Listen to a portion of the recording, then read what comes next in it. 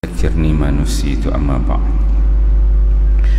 Yang dikasihi tuan-tuan imam, tuan-tuan Bilal, tuan-tuan Siak, pengurusi Masjid Istialam, ahli jawatan kuasa masjid, para asatizah, para alim ulama, para habaib, tuan-tuan guru, muslimin muslimat, hadirin hadirat yang dikasihi Allah sekalian. Alhamdulillah, syukur kita kepada Allah Subhanahu wa taala dengan limpah kurnia yang Allah berikan kepada kita, dapat kita sama-sama hadir di masjid ini untuk solat maghrib berjemaah.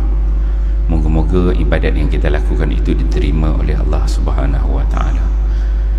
Alhamdulillah, syukur kita kepada Allah yang telah memberikan kita keluangan waktu untuk sama-sama duduk selepas maghrib ini mendengar ayat-ayat Al-Quran, hadis-hadis Nabi sallallahu alaihi wasallam, kata-kata para ulama. Moga-moga dengan demikian hati kita semakin lembut, hati kita semakin tunduk untuk mentaati perintah Allah Subhanahu wa taala dan kita menjauhi apa yang dilarang oleh Allah. Moga-moga dengan demikian kita hadir pada malam ini, kita boleh jadikannya sebagai hujah di depan Allah Subhanahu wa taala di hari akhirat kelak nanti, bahawa kita menggunakan waktu yang Allah berikan kepada kita untuk kita menuntut ilmu Allah Subhanahu wa taala. Walaupun dalam keadaan kita letih, sibuk tuan-tuan ya, balik kerja kan, sana sini letih pada urusan keluarga, urusan adik-beradik, urusan anak-anak, urusan jiran tetangga, orang kampung, macam-macam urusan ada. Tapi kita cari juga waktu, kita luangkan waktu untuk hadir sama-sama di majlis-majlis ilmu ini. Tak ada orang paksa tuan-tuan untuk hadir pada malam ini lepas maghrib. Kalau tuan-tuan rasa nak balik, boleh keluar, start kereta, start motor, boleh balik, tak ada orang paksa. Melainkan kita sendiri yang pilih untuk duduk dengar ayat-ayat Al-Quran, dengar hadis-hadis Nabi SAW. Moga-moga dengan demikian kita diberkati oleh Allah Subhanahu wa taala, diberikan rahmatnya. Nabi SAW sebut, apabila kita berada di rumah Allah ni dalam majlis-majlis ilmu, Allah akan menurunkan rahmat. Pertama. Kedua, Allah menurunkan malaikat. Malaikat tu tugas dia doakan yang rahmat yang Allah turunkan tu untuk bagi pada orang yang hadir di majlis ilmu ni. Jadi tuan-tuan lah yang dapat rahmat Allah tersebut. Jadi insya-Allah pada malam ini kita sambung pengajian kita menggunakan kitab Di Balik Tabir Kematian, tentang yang berkaitan dengan sakaratul maut, seksa kubur, huru-hara hari kiamat, padang mahsyar, syurga dan neraka, serta luasnya rahmat Allah. Karya agung seorang ulama yang terkenal, iaitu Imam Al-Ghazali. Imam Al-Ghazali. Kitab ini kuliah kita yang terlalu, yang lepas ini, yang terakhir ialah pada 3 hari bulan 9, 3 bulan 9 tu kuliah kita yang pertama. Kemudian bulan 10 kebetulan saya ada urusan, ada meeting di luar, tak dapat hadir, dan ini kuliah kita yang kedua.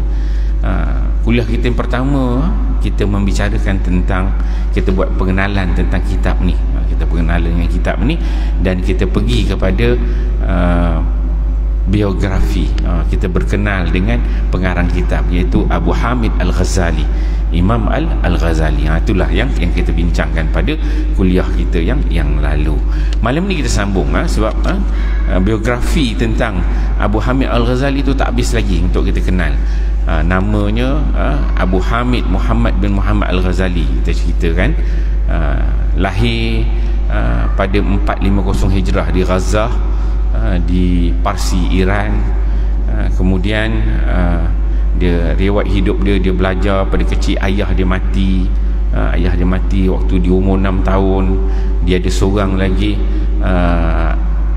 adik namanya Ahmad, sama-sama belajar. Ayah dia pesan pada kawan dia, suruh ajar. Kemudian dia belajar dengan kawan ayah dia sampai satu peringkat.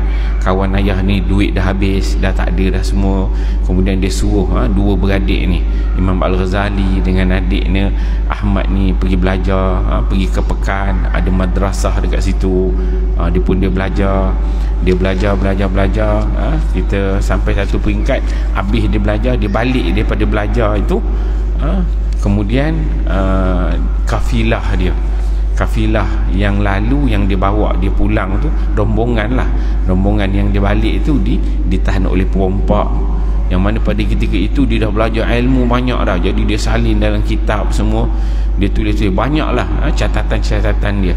Jadi bila perompak tu nak rompak, dia cukup takut. Dia bukan takut duit dia tak bawa, tapi yang dia takut ialah apa yang tertulis dalam tulisan-tulisan, nota-nota dia. Takut itu dicuri. Dia sangat sedih. Dia kata nak rompak, ambil lah semua apa pun nak rompak, tapi jangan ambil nota-nota dia tu, kata Imam Al-Ghazali. Kemudian dia ni ditertawakan. Perompak-perompak tu digelak. Apalah yang tu yang berharga sangat bagi Imam Ghazali, dia kata. Perompak tu duk komen, dia kata kalaulah yang tu sangat berharga, benda tu hanya pada tulisan je, apa faedahnya kau belajar lama-lama, semua ada dalam buku. Jadi perkataan itu yang sangat memberi kesan kepada Imam Al-Ghazali. Jadi dia balik, dia fikir betul lah, dia belajar lama bertahun-tahun, tapi ilmunya dalam nota dia dan catatan dia je, tak ada dalam hati dia, tak ada dalam minda dia. Banyak belajar tapi tak ada. Sampaikan kalau nota tu curi, diambil, habis dah ilmu dia. Seolah itu yang sangat ditakutkan oleh Imam Al-Ghazali. Itu waktu dia pulang tu. Sampai situ kita bincang. Okey, kita saya sambung ni. Dia kata dekat sini, saya ambilkan perenggan yang akhir tu. Dia kata beberapa tahun kemudian, ketika dia mengingati kembali peristiwa ini, Al-Imam Abu Hamid Al-Ghazali telah berkata, kata-kata daripada lelaki itu sebenarnya adalah kata-kata yang telah digerakkan, yakni diilhamkan. Allah telah menggerakkan untuk berkata dengan kata-katanya itu agar aku dapat menerima petunjuk tu. Lelaki tu kata, perompak tu lah. Apabila aku sampai semula di Tus, dia dah balik kampung dia balik. Dia kata aku telah bekerja keras selama 3 tahun. Dia belajar lama, balik tu bekerja keras 3 tahun, sehingga aku telah berjaya menghafal segala yang telah aku tulis. So dia belajar punya lama tu, ambil masa 3 tahun untuk dia hafal semua sekali. Stres, tension, tergeraknya, dapat ilhamnya hanya dengan kata-kata seorang perompak. Ya tuan-tuan, kalau ustaz-ustaz datang ni bagi tazkirah, tok guru bagi tazkirah, kadang-kadang dia tak berapa nak kesan sangat, masuk telinga kanan, keluar telinga kiri kan. Tapi bagi perompak, bagi tazkirah pada sambil-sambil merompak tu, bagi tazkirah Imam Ghazali tu terkesan. Hidayah Allah ni dia subjektif. Dan Allah ni kalau dia nak bagi hidayah tu, dia tak kira, bukan orang yang dia sayang, dia suka. Dan Quran Allah Ta'ala sebut, innaka la tahdi man ahbabta walakin Allah yahdi man yasha. Allah komen kepada Nabi-Nya Muhammad sallallahu alaihi wasallam, ketika Nabi Muhammad ni dia sayang sangat pada pak saudara dia yang bernama Abu Talib. Abu Talib ni tak dapat hidayah sampai nak mati. Sampai mati dia tak Islam. Allah Ta'ala komen, Allah Ta'ala kata, wahai Muhammad, innaka la tahdi man ahbabta. So engkau wahai Muhammad tidak boleh memberi hidayah kepada orang yang engkau sayang, walakin Allah yahdi man yasha. Tapi yang beri hidayah tu ialah Allah kepada orang yang dia kehendaki. Nabi dia sayang macam mana pun, tapi kalau Allah tak izinkan, tidak juga mendapat hidayah. Tapi nak dapat hidayah ni tak semestinya daripada orang baik. Daripada perompak pun dapat hidayah, asbab untuk dapat hidayah Allah Subhanahu Wa Taala. Kata pengarang, Al-Imam Abu Hamid Al-Ghazali juga telah berkata, sebaik-baik nasihat dan teguran yang telah menyebabkan aku mengubah cara aku berfikir telah datang daripada seorang penyamun jalanan. Dia kata, dengan sebab penyamun itulah dia dah berubah. Okey, kita berhenti kat situ. Okey, ini sambung dia. Ketika berada di Jurjan, Al-Imam Abu Hamid Al-Ghazali telah sempat menikah. Masa dia belajar tu, dia menikah. Jadi tuan-tuan, kalau mungkin ada anak-anak yang belajar jauh-jauh tu kan, kalau dia nak menikah, bagi dia menikah, kesian kat dia belajar overseas, umur dah 20 lebih, 25, 26. Mungkin anak kita tak berada dekat sini. Saya sebab belajar luar negara lama, jadi kita tahulah duduk luar negara ni ujian ni macam mana. Kadang-kadang kita mak ayah duduk kat sini, kita tak tahu sebenarnya. Kita rasa macam okey je anak kita belajar, sebenarnya anak kita berserabut duduk kat sana, kita tak tahu. Saya duduk belajar, pernah belajar di Mesir, belajar dekat Mekah lama. Kita tahu suasana belajar ni, ujian dia lain macam tuan-tuan.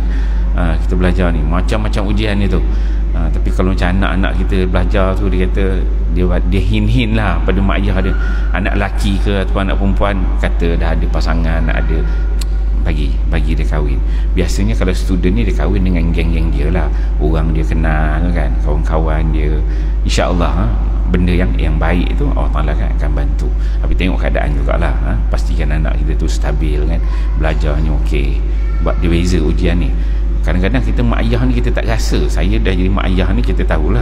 Tapi zaman kita belajar tu, kita tahu suasana kita belajar tu, ada waktu dan ketikanya ada keperluan, perlu kahwin. Dan dia berbeza atas orang. Ada orang yang tak nak kahwin, tak perlu kahwin, dia okey. Ada orang memang dah tiba masanya dia kena kahwin. Jadi mak ayah ni kita kena alert lah dengan anak-anak kita. Mungkin ada setengah mak ayah suruh anak-anak dia kahwin, so kahwin, tapi anak dia tak nak kahwin. Ada mak ayah jenis tak bagi anak dia kahwin, tapi anak dia beri nak kahwin. Benda tu subjektif, beza orang. Jadi kita mak ayah ni, kita tengok keadaan anak kita tu, tengok bincang elok-elok. Kalau perlu kahwin, bagi. Pastikan belajar tak terganggu. Kita tengok ulama-ulama yang hebat. Imam Ghazali belajar yang kata-kata, jangan sekolah mendengar nak kahwin lah, ngada-ngada namanya kan. Yang dah belajar ke atas, degree, buat master, buat PhD tu, kita perlu consider. Kata Imam Ghazali ketika berada di Jurjan, Imam Abu Hamid Al-Ghazali telah sempat bernikah dan sepanjang hidupnya telah dikurniakan oleh Allah dengan 4 orang anak. Imam Ghazali ni seorang lelaki dan 3 orang perempuan. Ada 3 perempuan, seorang lelaki. Tetapi malangnya anak lelakinya yang bernama Hamid itu telah mati ketika masih kecil lagi. Sebab itu Imam Ghazali ni kita panggil dia, nama timangan dia, kita panggilan dia Abu Hamid, sebab dia ada anak namanya Hamid, yang mana anak ni meninggal waktu kecil lagi. Waktu kecil lagi. Serupa macam Nabi SAW, dia ada nama Qasim. Ada Qasim yang kita panggil Abul Qasim. Itu nama Nabi SAW. Dan Nabi dia larang orang lain letak nama Abul Qasim. Macam Imam Ghazali ni, dia ada anak namanya Hamid, meninggal waktu kecil juga, maka dia dipanggil dengan Abul Hamid. Okey. Kemudian pada tahun 473 Hijrah, Imam Abu Hamid Al-Ghazali telah pergi ke Madrasah An-Nizamiyah di kota Nishabur dan telah berguru dengan seorang syekh yang sangat terkenal di waktu itu bernama Syekh Diyauddin Abu Ma'ali Abdul Malik Ibnu Abdullah Al-Juwaini. Jadi guru ini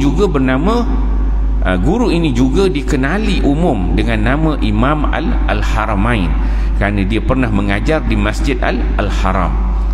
Jadi nama glamour Syekh Diyauddin Abul Ma'ali Abdul Malik ini juga nama glamour dia Imam Al-Haramain, sebab guru dia ni pernah mengajar di Masjidil Haram di Mekah dan juga di Masjid Nabawi Madinah Al-Munawwarah.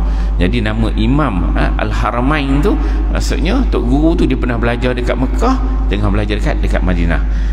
Tuan-tuan kalau jumpa nama tu orang panggil Imam Haramain, ulama besar, tahulah itulah nama dia, Diyauddin Abu Ma'ali. Dia pernah menjadi tok guru dekat Mekah dan juga Madinah. Tu guru kepada Imam Al-Ghazali.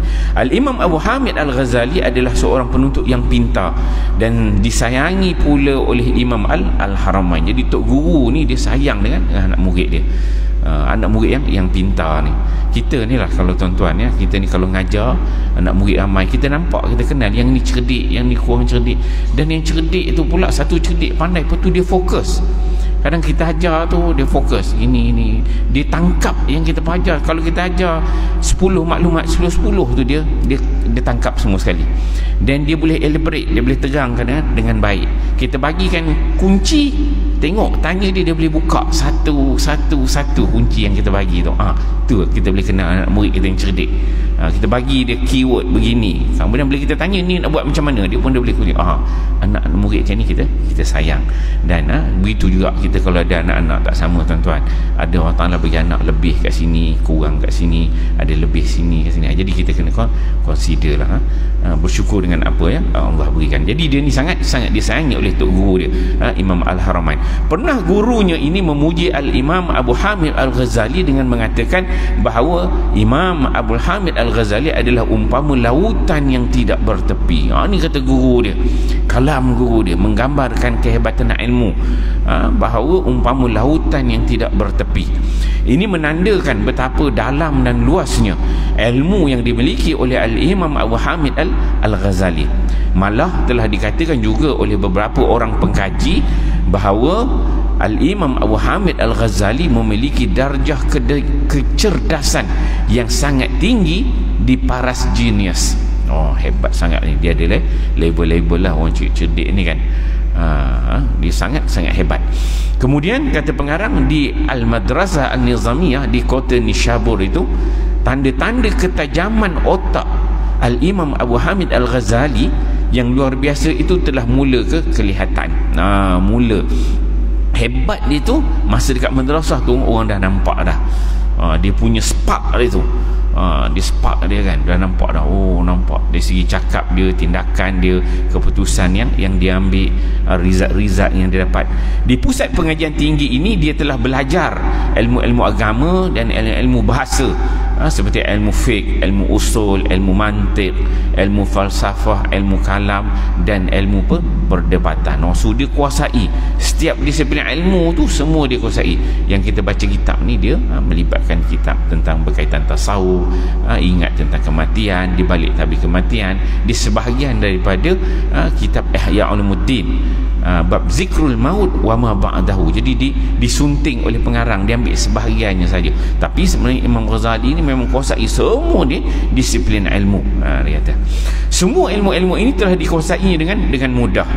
Dan di sini jugalah Al-Imam Abu Hamid Al-Ghazali telah mula menulis kitab-kitabnya yang banyak itu. So sambil dia belajar tu, dia dah mula menulis nota-nota dia tu. Kata pengarang, Al-Imam Abu Hamid Al-Ghazali merupakan seorang yang alim yang gemar mempelajari bermacam-macam jenis ilmu. Dia orang yang cerdik, yang pandai ni. Dia ada keinginan untuk belajar. Apa-apa dia belajar, semua jenis ilmu. Satu, ilmu agama tu dia minat, dia belajar. Ilmu agama tu macam-macam disiplin ilmu, tapi bukan ilmu agama je, ilmu geografi pun dia nak belajar, dapat ilmu matematik pun dia belajar, ilmu buat rumah pun dia belajar, buat piping pun dia minat, buat welding pun dia minat. Semua benda-benda yang berkaitan, electrical pun dia minat, dia nak tahu. Ni sifat orang yang ada kecerdasan pada dia nak tahu semua disiplin ilmu. Ini telah diceritakan oleh Al-Imam Abu Hamid Al-Ghazali sendiri dalam kitabnya yang bernama Al-Munqidh Minad Dalal. Dia kata, sejak aku masih muda lagi, yakni belum pun aku mencapai umur 20 tahun sehingga sekarang, kata dia, dan kini umurku telah melebihi 50 tahun, dia kata, aku telah terjun ke dasar laut. Dia kata, yakni dasar ilmu. Dia kata dia dah masuk semua disiplin ilmu, dasar laut tu dia dah pergi dah. Dia nak menggambarkan apa yang dia pelajari itu seolah-olah laut tu dia dah terjun ke dasar.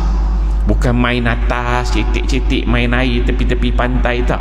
Dia kata aku dah terjun ke dasar laut. Dia kata yang dalam itu tiada aku hiraukan segala kesulitan dan telah aku kumpulkan seluruh keberanianku.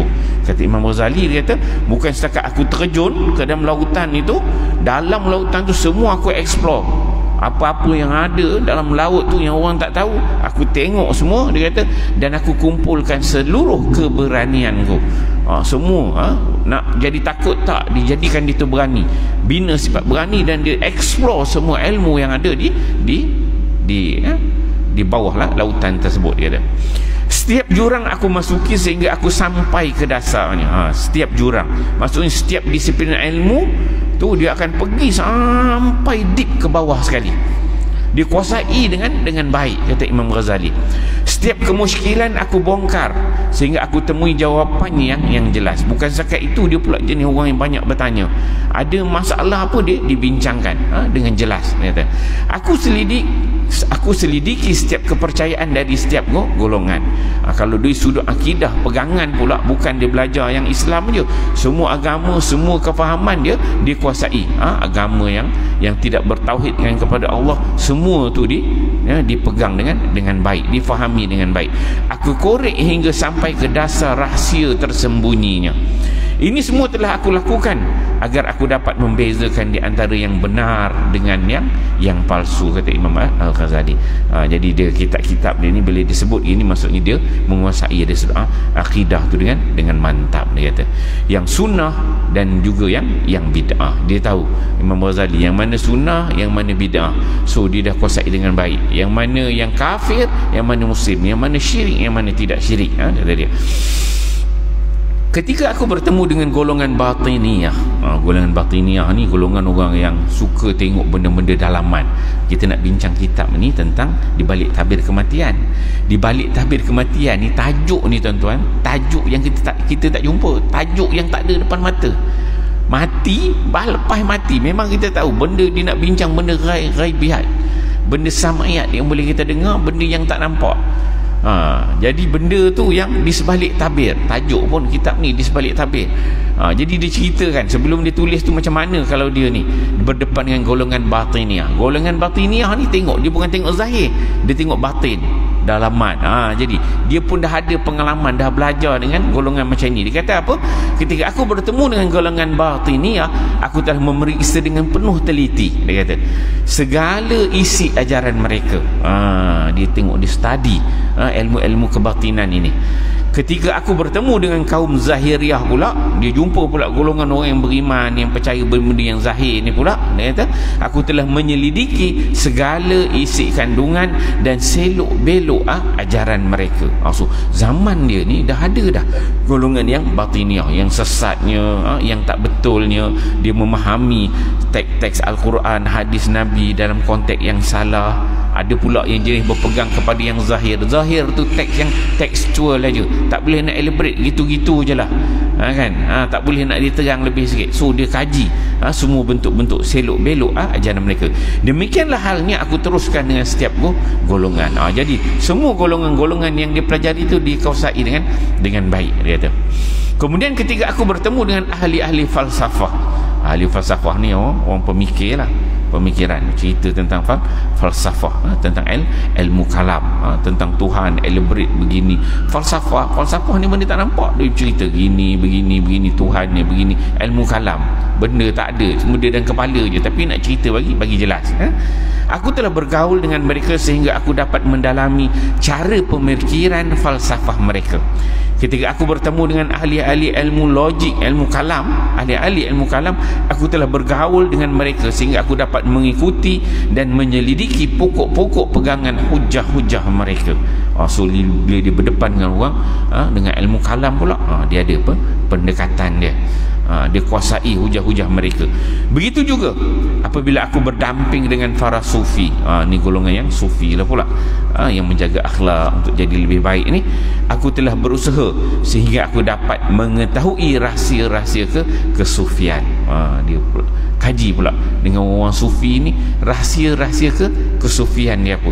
Ilmu dah mantap dah semua. Jumpa pula, orang kata kalau belajar ilmu sufi ni, dia dah nak membersihkan jiwa. Safi ni bersih, ilmu penyucian diri kan, tazkiyatun nafsi, itu samalah maksudnya sama. Jadi dia belajar dengan baik, dia cari rahsia-rahsia kesufian itu.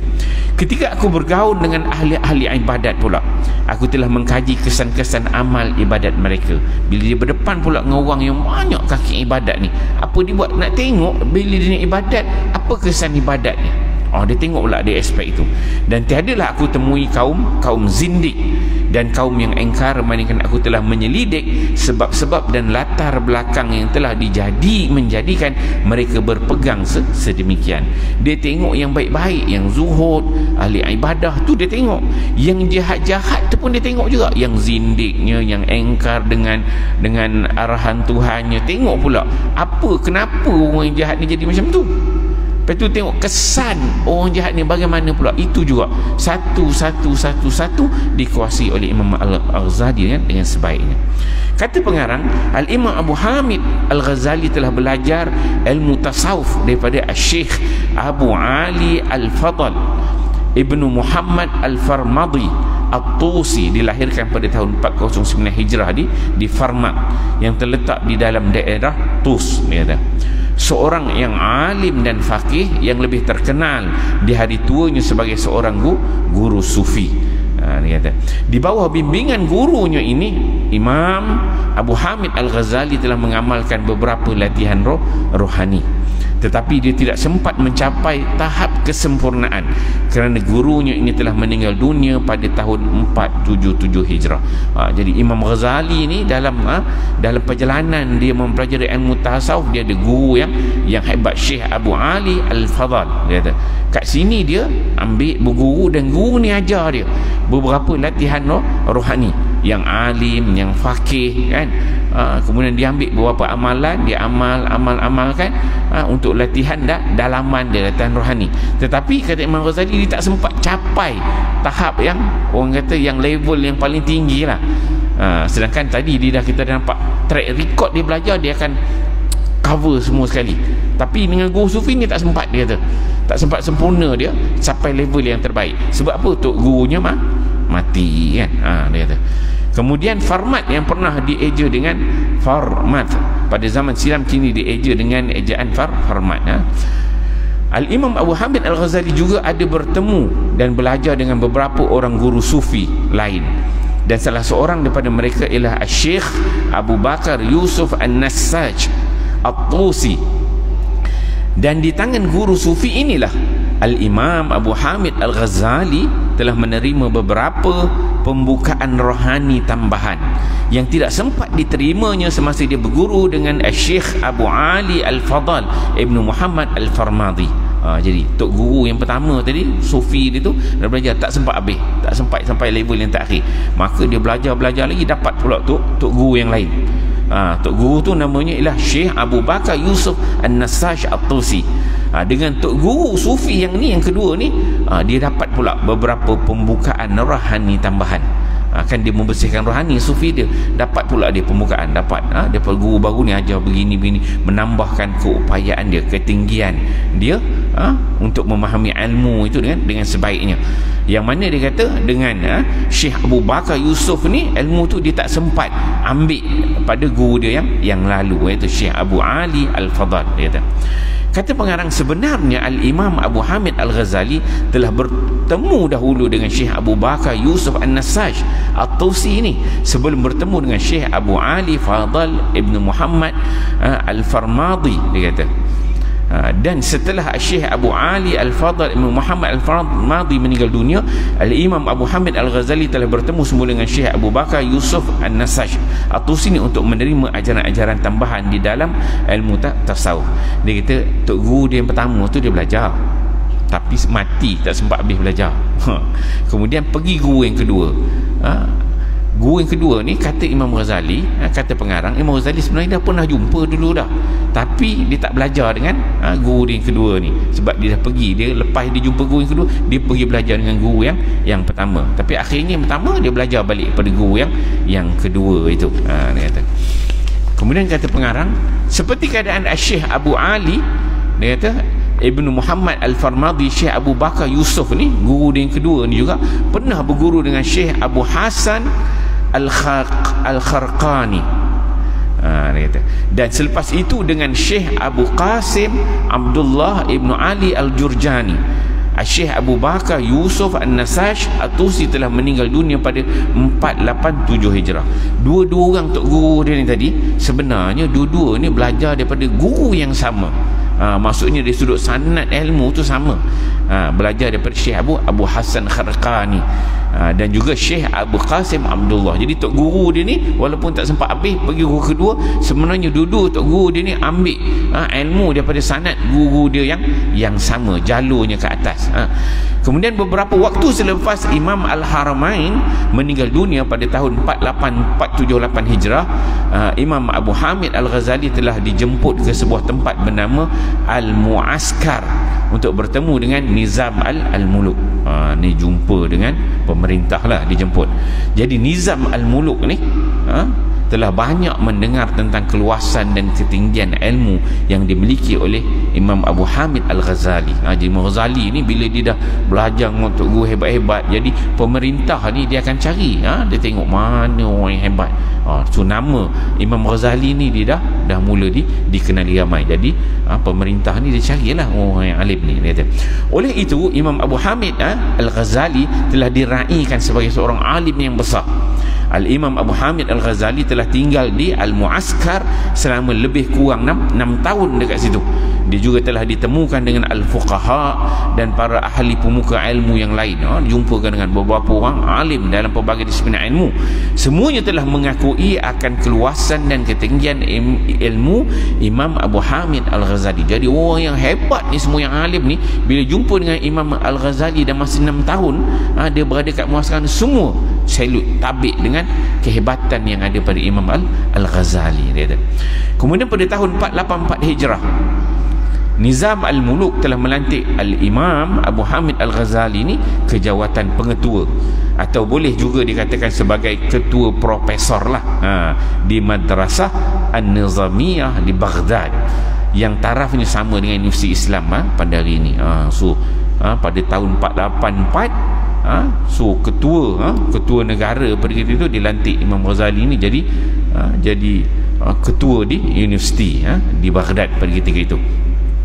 Ini adalah satu pencapaian yang sangat tinggi kerana dalam usia baru 34 tahun, umur dia baru 34 tahun, Imam Abu Hamid Al-Ghazali telah diberikan gelaran Syekh Al-Islam, yakni setinggi-tinggi pangkat dari segi akademik dan keagamaan yang rasmi. Kalau sekarang ni orang dia belajar panggil profesor C, B, A kan, profesor peringkat universiti lah. Kemudian dia naik lah pangkat lagi, naik kata atas lagi. Tapi Imam Al-Ghazali ni umur dia baru 34 tahun. Kalau sekarang ni orang universiti umur 50, 40, 50 kan, dekat nak pencen baru dia sampai kata ini baru umur 34 dah jadi pengetua dekat masjid. Cuma istilah dia pada zamannya Syekhul Islam dia panggil dekat situ, yakni setinggi-tinggi pangkat dari segi akademik dan keagamaan yang rasmi. Al-Imam Abu Hamid Al-Ghazali telah menjalankan tugas barunya ini dengan baik. So dia orang yang ada ilmu bagus kan. Dia telah menarik perhatian daripada ramai para pelajar yang dekat maupun yang jauh. Bila dia ni nama yang besar, orang yang hebat, letak pula jadi pengetua Syekhul Islam, yang paling tinggi level dia dekat universiti ni. Jadi dia ni menjadi kayu ukur universiti itu, dan dia ni menjadi penarik kepada orang nak belajar. Sebut nama Imam Al-Ghazali dekat universiti kat Baghdad, orang pergi, semua nak cari dia. So cari tidak langsung dia menjana kehebatan ilmu yang ada di Baghdad itu, tarik semua orang bila orang minat dengan kehebatan yang ada pada dia. Itu yang disebutkan yang dekat maupun yang jauh. Nama Al-Imam Abu Hamid Al-Ghazali telah menjadi sangat terkenal di waktu itu sebagai seorang yang alim, yang sangat fasih, memberikan huraian-huraian pelajaran, dan sangat pandai berdebat dengan hujah-hujah yang jitu serta sangat luas dan dalam pula ilmunya. Bukan alim je, dia ada kehebatan di sudut ilmu debat. Ilmu debat bukan semua orang ada, tuan-tuan. Hanya orang yang tertentu je Allah anugerah, tapi dia hebat, ilmu je mendalam, dia ada kehebatan untuk berdebat, berhujah. Jadi dia pergi hujah dengan orang, semua orang kalah dengan dia kata. Tetapi keadaan hidup selesa yang penuh dengan kemegahan ini tidak berkekalan. Kerana 4 tahun kemudian, pada tahun 484 dia jadi pengetua. Tahun 488 Hijrah, jiwanya telah melalui satu perubahan yang besar. Badan jasmaninya masih sihat, tetapi jiwanya telah bergolak dalam satu keadaan tertekan yang boleh diumpamakan seperti air yang sedang menggelegak. Ini telah menyebabkannya jatuh sakit. Jadi Imam Ghazali ni bila diangkat umur 34 tahun jadi pengetua dekat Nizamiyah, hebat, orang datang debat, debate, semua orang kalah dengan dia, orang respect dia, ilmu kedalaman dia. 4 tahun tu dia seolah tak ada orang boleh beat dia, tak ada orang boleh kalahkan dia, dia paling hebat. Sampai satu peringkat dia rasa macam dia dah mula ilmu dah mantap, tapi Tapi dia sampai tu peringkat dia rasa macam aku ni sebenarnya apa? Gitu. Dia mula berfikir. Jadi tu ni dia mula dia jadi rasa macam kosong. Tak ada orang boleh nak nasihatkan dia. Siapa nak nasihatkan dia? Orang paling alim, orang paling hebat. Sampai satu peringkat dia rasa macam dah, orang kata dah rapat ke siling lah. Rapat ke siling, dah tak boleh nak pergi mana dah. Jadi sampai satu peringkat tu dia jadi stres, dia tertekan. Umpama seperti air yang dah menggelegak. Kalau kita dah sampai ke siling tu, dah menggelegak tu, tak boleh nak naik ke atas lagi dah. Menyebabkan dia jatuh sakit. Ni mula dia twist dia. Mula perubahan dia. Kata pengarang, perubahan fikiran yang dan ledakan jiwa ini adalah berpunca dari satu kesedaran bahawa selama ini segala kejayaan yang telah dicapainya, seperti memegang jawatan pengetua di Madrasah An-Nizamiyah di kota Baghdad, bukanlah telah dilakukannya dengan ikhlas semata-mata kerana Allah Ta'ala, tetapi telah juga dicampuri dengan sebab-sebab duniawi. Ni dia dah sampai tu, orang kata dah santok ke atas tu, dah sampai siling tu, dia dah mula rasa jiwa kacau. Dia rasakan semua benda kejayaan dia capai semua ni kan, menyebabkan dia dah rasa lah lain macam. Dan dia tahu yang dia buat tu memang siapa dah boleh. Benda ikhlas ni dah mati, orang tak nampak. Tuan-tuan datang duduk kuliah ni kan, orang bukan tahu betul-betul ikhlas ke, ataupun sebenarnya ada niat lain ke. Tak, ikhlas tu dah mati, kita tak nampak. Jadi Imam Ghazali dia hebat, orang nampak memang baik je lah, luaran nampak baik semua, tapi dalam jiwa dia tak tahu sebenarnya apa niat yang ada dalam diri dia. Maka pada ketika itu dia mula berfikir tentang diri dia sendiri, membina kejujuran dalam diri dia sendiri. Dia reflect pada diri sendiri, sebenarnya aku ni apa, hebat-hebat sangat ni, nak jadi apa sebenarnya, ending aku ni macam mana, orang-orang semua dah kalah dah, beat dengan aku, lawan aku semua dah kalah dah, aku paling tinggi, tak ada siapa dah boleh lawan aku ni sebenarnya macam mana nak jadi apa, last ending ni macam mana kan. Dia dah mula, aku buat ni ikhlas ke, betul ke, orang nampak baik sebab dia hebat, alim kan. Dia mula tahu, betul, aku ni sebenarnya buat tu memang ada, tapi sebenarnya ada kelemahan. Mula dia mengoreksi diri. Dia kata, bukanlah telah dilakukan dengan ikhlas semata-mata kerana Allah Ta'ala, kata Imam Ghazali, tetapi telah juga dicampuri dengan sebab-sebab duniawi. Ada elemen keduniaan tu mempengaruhi dia. Yelah, pangkat, debate orang ni menang, debate ulama datang menang, dia akan membina sifat takabur, sombong, ria, rasa macam hebat. Ada pada dia sifat-sifat duniawi tu, terletak, jatuh pada diri dia kata. Okey. Kemudian pengarang dia bawa sini sebuah kitab tulisan Al-Ghazali. Ni antara kata-kata Imam Ghazali yang dia tulis. Dia menceritakan tentang saat-saat berlaku perubahan dalam diri dia, apa sebenarnya yang berlaku. Dia kata, telah bercerita Al-Imam Abu Hamid Al-Ghazali dalam kitabnya yang bernama Al-Munqidh Minad Dhalal. Tersebut dan kitab ni dia ceritakan bagaimana dia berlaku perubahan hidup dalam diri dia. Telah menjadi nyata lah, dia kata dia. Nak azan ke? Belum ke? Okey. Telah menjadi nyatalah kepadaku bahawa aku tidak akan mencapai kebahagiaan akhirat. Ni Al-Munqidh Minad Dhalal ni dia mengoreksi diri dia daripada kesesatan. Maksudnya kelemahan-kelemahan Munqidh Minad Dhalal ni nak ceritakan perubahan hidup dia tu. Dia cakap secara jujur bagi diri dia, bagaimana aku ni sebenarnya macam mana. Dia cerita balik, dia kata, telah menjadi nyatalah kepadaku bahawa aku tidak akan mencapai kebahagiaan akhirat. Dunia tadi dia dah rapat habis dah, dia kata, tapi dia kata nyatalah bahawa aku tidak akan mencapai kebahagiaan akhirat, dia kata, melainkan dengan bertakwa dan juga mengekang kehendak nafsu. Dan yang utama sekali ialah memotong tali ikatan hati kepada dunia. Dia kata, ikatan kepada tali, dia kata perlu dipotong, dengan meninggalkan negeri yang penuh tipu daya ini dan kembali ke negeri yang kekal abadi, dan menghadap kepada Tuhan Allah Ta'ala dengan sepenuh hati. Dan ini tidak akan tercapai melainkan dengan membuangkan dahulu segala kemegahan dan kekayaan, serta menjauhkan diri dari segala kesibukan dan tuntutan dunia. Ini yang disebut Imam Ghazali. Dia nampak dalam Munqidh Minad Dhalal ceritakan, dia dah rasa kebahagiaan akhirat tu dia takkan capai. Sebab apa? Sebab takwa dia tak sempurna, ikut hawa nafsu, perlu kekang hawa nafsu, ikatannya hati kepada dunia tu perlu dipotong. Dia kata tipu daya dunia ni kena tengok, kena kenali, kena tolak tepi. Dan dia kata kena kembali kepada negeri akhirat yang kekal abadi. Dia nak pergi tengok, berubah kepada akhirat yang kekal abadi. Supaya apa? Dia dapat menghadap Allah Subhanahu Wa Taala dengan sepenuh hati. Dia nak buang elemen-elemen dunia ni dalam diri tu, nak bagi clear semua. Pangkat, kehebatan, nafsu, kemegahan, semua dia nak tolak tepi. Azan okey, bagi ruang untuk azan.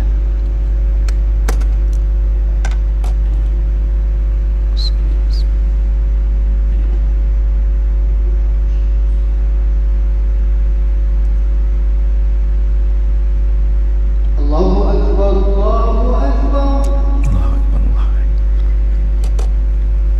Allah.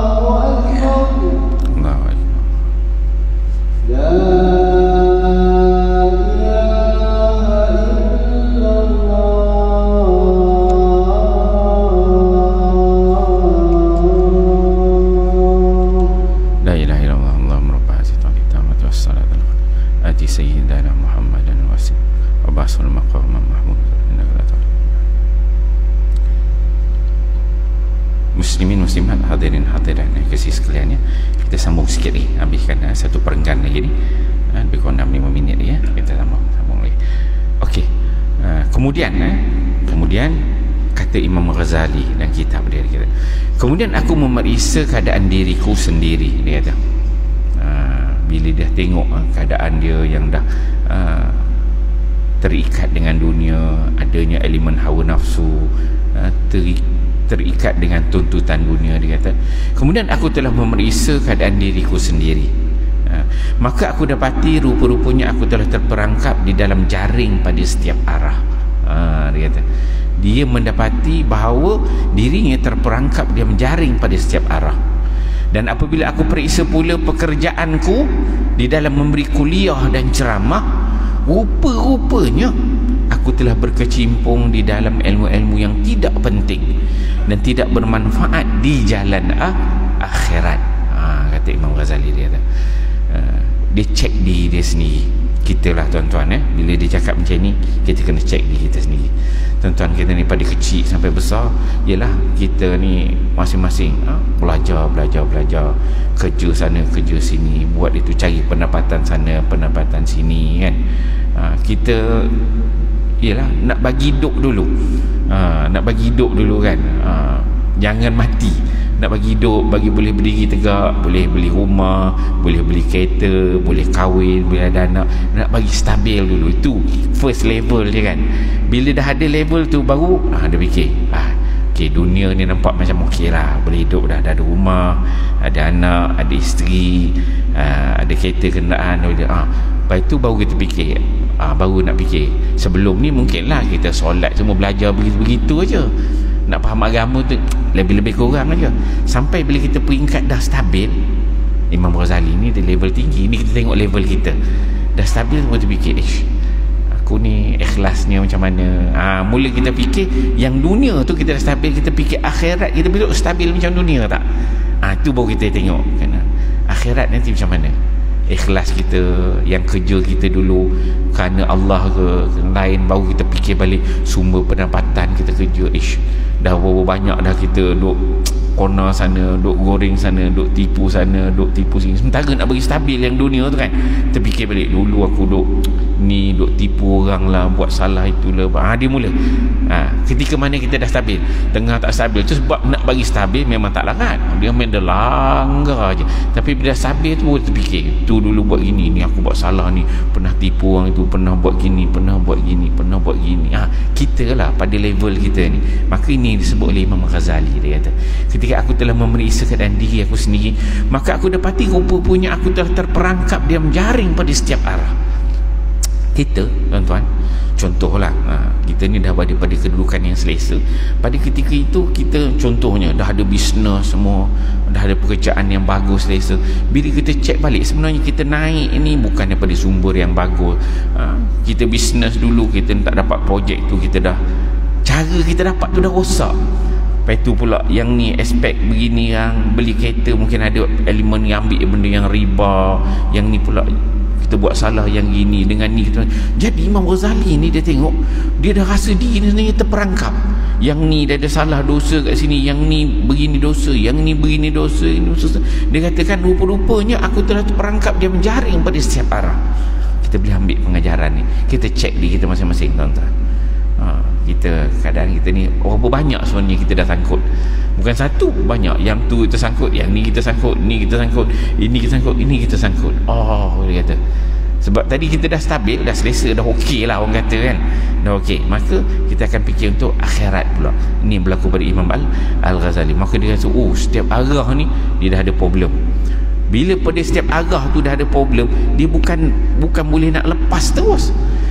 Kalau katakan problem dia satu arah je, ada satu aspek aja, dia boleh lepaskan tu, maka bolehlah kononnya boleh berubah untuk jadi baik. Tapi apabila kita terikat dengan semua arah, payah tuan-tuan. Kita nak lepas semua satu-satu ni semua, kita jadi nothing lah, kan? Payah kata.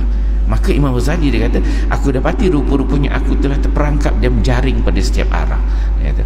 Dan apabila aku periksa pula pekerjaan aku, dia tengoklah, dia sudut kerja dia di dalam memberi kuliah, bagi ceramah, rupanya aku telah berkecimpung dalam ilmu yang tidak penting dan tidak bermanfaat untuk ke jalan akhirat. Orang yang dia belajar ilmu banyak-banyak tu, semua sekali tu, pada pandangan dia, dia nampak ilmu-ilmu itu tidak penting. Untuk apa? Untuk jalan akhirat dia, untuk dia mencapai akhirat yang dia harapkan tadi, ada kebahagiaan akhirat.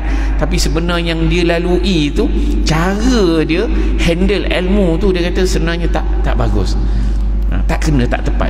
Bukan salah dia, ilmu dia alim, semua ilmu tu dia pergi kepada dasar, dia kuasai dengan baik, belajar ilmu ni kuasai dengan baik, ilmu kuasai baik. Tapi masa dia belajar tu, ikhlas itu mungkin kurang, untuk harap redha Allah tu mungkin kurang. Maka aspek itu yang dia nampak, dia kata sebenarnya dia tak penting dan tak bawa kepada akhirat dengan bermanfaat. Kata kata dia.